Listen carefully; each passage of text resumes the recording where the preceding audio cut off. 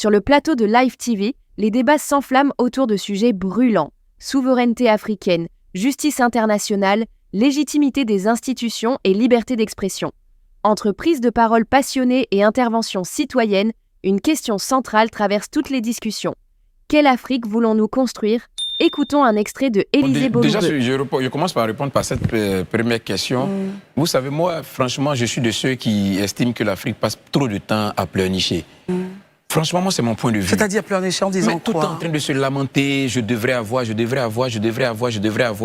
Mais vous-même, déjà, commencez à vous remettre en cause. En faisant quoi? Par exemple, sur quelle base? Mais je vais simplement, déjà, même sur le continent, combien de conflits ont été déclarés sur le continent, qui ont été résolus par l'Union africaine? Ou bien par les organisations régionales? Il y en a eu combien? Quasiment pas. On est tout en train de solliciter de l'extérieur.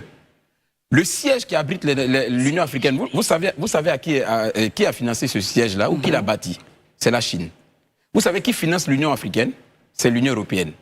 Mais à quel moment vous devenez responsable, vous prenez en main vos responsabilités et vous les assumez et puis vous devenez représentatif sur la planète? À quel moment destin en main? Arrêtez de tendre la main et de quémander des droits. Si vous devenez fort, on va de facto, c'est-à-dire votre situation va de facto vous imposer. Commencez déjà à travailler sur ça. Vous n'êtes même pas unis. Vous n'êtes même pas unis. Mais regardez, prenez les organisations sous-régionales. Je vais prendre un exemple patent qui pour moi est vraiment la plus grande aberration. L'Afrique centrale. Mais vous savez que d'un pays à un pays, il y a le visa. Mais comment vous arrivez à devenir déjà fort pour aller maintenant revendiquer une place que vous méritez au niveau international, au niveau mondial? Mais prenez l'Union européenne. Vous prenez, ici on est tous témoins, vous prenez le visa Schengen, vous circulez dans toute l'Union européenne pratiquement, à l'exception des autres. Et tout ça. Mais on n'y arrive pas. On a même des problèmes entre nous, on n'arrive même pas à régler. Pendant qu'on dit, bon, on va se donner la main d'association pour faire, d'autres disent non, ils veulent leur souveraineté. Bon, la souveraineté, c'est l'individualisme aujourd'hui. En tout cas, dans la mentalité qu'on comprend aujourd'hui, c'est vraiment l'individualisme. Dans ce contexte-là, qu'est-ce que vous appelez souveraineté, justement, Élisée, dans ce contexte-là? Mais j'ai toujours dit sur ce plateau ici, la souveraineté, c'est l'expression de sa propre personne, c'est sa signature. C'est ça la souveraineté. Ça n'exclut pas les coopérations multilatérales ou bilatérales. Ça n'exclut pas ça. Là, on parle de l'Afrique avec une seule voix. Mais c'est ce que je suis en train de dire, l'Afrique avec une seule voix. Mais cette voix-là, vous la rendez forte comment? Vous savez, je vais vraiment prendre un exemple pour expliquer. Mais vous savez, quand vous êtes dans le quartier, vous voulez devenir président d'association dans le quartier, là, les premières personnes qui vont soutenir, c'est votre maison. Mais c'est cette maison même là, vous n'arrivez même pas à la stabiliser. De sorte à avoir les voix de tous ceux de la maison. Vous devenez président de l'association du quartier comment? Mais c'est les gens de chez vous qui ont dit, mais c'est le premier gars éliminé. Et c'est justement ça le problème avec l'Afrique. Il faut qu'on arrive à assumer nos responsabilités. Arrêtons de pleurnicher. Arrêtons toujours de trouver des boucs émissaires. À tous les malheurs que nous avons, les autres sont responsables. Mais à quel moment nous on devient responsables de ce que nous-mêmes on vit? Je pense que c'est le début. Élisée met en lumière la dépendance persistante de l'Afrique. Son propos dérange, mais il ouvre un vrai débat. Sommes-nous prêts à payer le prix de notre indépendance totale? Et vous, pensez-vous que l'Afrique peut vraiment assumer seule sa souveraineté aujourd'hui? Donnez votre avis en commentaire et abonnez-vous. Comment peut-on encore parler de justice internationale alors que 5 pays décident pour le reste du monde au Conseil de sécurité? Laissons place à Marius Como. Au Conseil de sécurité, 15 membres. Et 5 États dites leur volonté à l'ensemble des 193. Qui sont ces 5 États, Marius? Parce que quand on dit 5 États, il faut savoir quand même de qui on parle. La Chine, les 5 membres permanents. Vous avez la Chine, vous avez les États-Unis, vous avez la France, vous avez le Royaume-Uni et la Russie.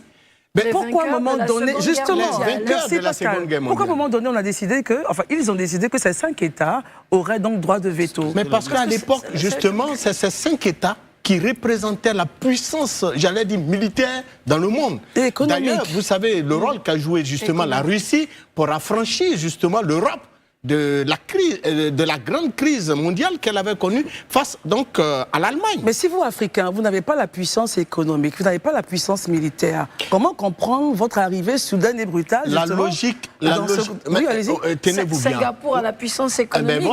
Mais au-delà même de Singapour, l'Afrique du Sud, l'Afrique du Sud a aujourd'hui une puissance quand même économique et militaire. On peut ne pas reconnaître cette puissance à d'autres États africains, mais on peut quand même reconnaître reconnaître une puissance quand même économique et militaire au Nigeria. Très bien. Au moins, l'Afrique du Sud a tenté maintes et moult fois d'être membre du Conseil permanent. Mais jamais ce n'est venu.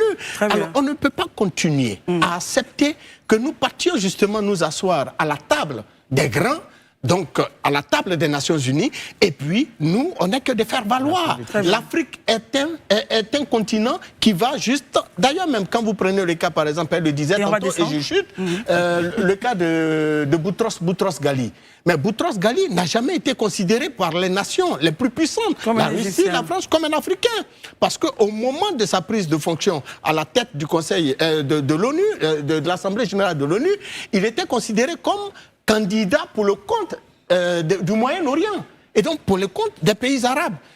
Il n'y a eu que Kofi Annan, le Ghanéen, qui était véritablement considéré comme le candidat de l'Afrique. Mais après Kofi Annan, on n'a jamais rien vu. Très bien. Et donc nous sommes relégués au rang de sillon. On va s'asseoir à la table de discussion, mais on n'est pas écouté. Et il est temps que les États les plus développés, qui ne vivent que grâce à nos ressources, comprennent que nous avons quand même un petit mot à dire.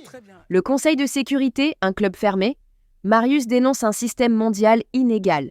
Derrière sa question, une réalité brutale. L'Afrique subit plus qu'elle ne décide dans les instances internationales. Faut-il continuer à croire en l'ONU ou bâtir nos propres institutions africaines? Dites-le en commentaire et abonnez-vous pour suivre nos analyses. Pour Herman, protester est un droit, mais ce droit s'arrête là où commence la légitimité du Conseil constitutionnel. Écoutons le point. Est-ce que la démarche de ceux qui veulent protester, de déposer des motions de protestation, c'est une saisine contre la décision du Conseil constitutionnel?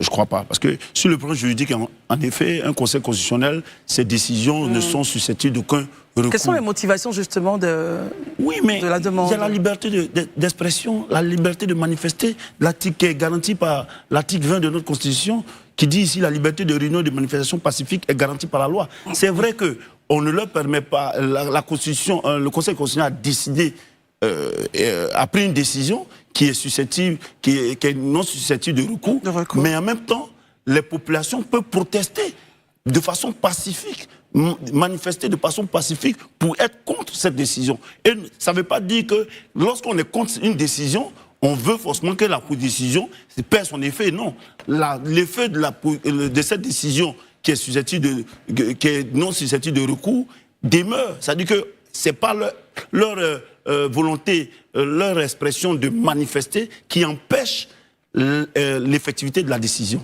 Donc je voudrais qu'on fasse la nuance. Et cette saisine qu'ils font, ils font ça à l'autorité qui est chargée de recevoir leurs motions justement de protestation, de manifestation, qui sont les sous-préfets.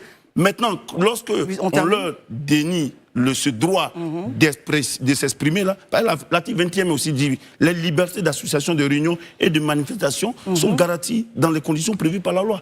Moi, pour finir, je pense que c'est vrai que les décisions du Conseil constitutionnel ne peuvent pas être sujettes à recours. Elles s'imposent au pouvoir public. Elles s'imposent à tout le monde, mais en même temps, on ne peut pas enlever aux populations leur droit de manifester, de dire qu'on n'est pas d'accord sur cette décision. Herman rappelle le rôle des institutions, mais la question demeure. Comment garantir que ces institutions soient perçues comme justes et crédibles par tous? Et vous, pensez-vous que les institutions en Afrique jouent vraiment leur rôle d'arbitre impartial? Réagissez en commentaire. Ce plateau aura révélé une chose, les questions qui fâchent sont celles qui nous obligent à réfléchir ensemble. Souveraineté, justice, institutions, liberté, autant de défis qui façonnent l'avenir du continent. Et vous, quelle est la priorité absolue pour l'Afrique aujourd'hui? Laissez votre réponse en commentaire, abonnez-vous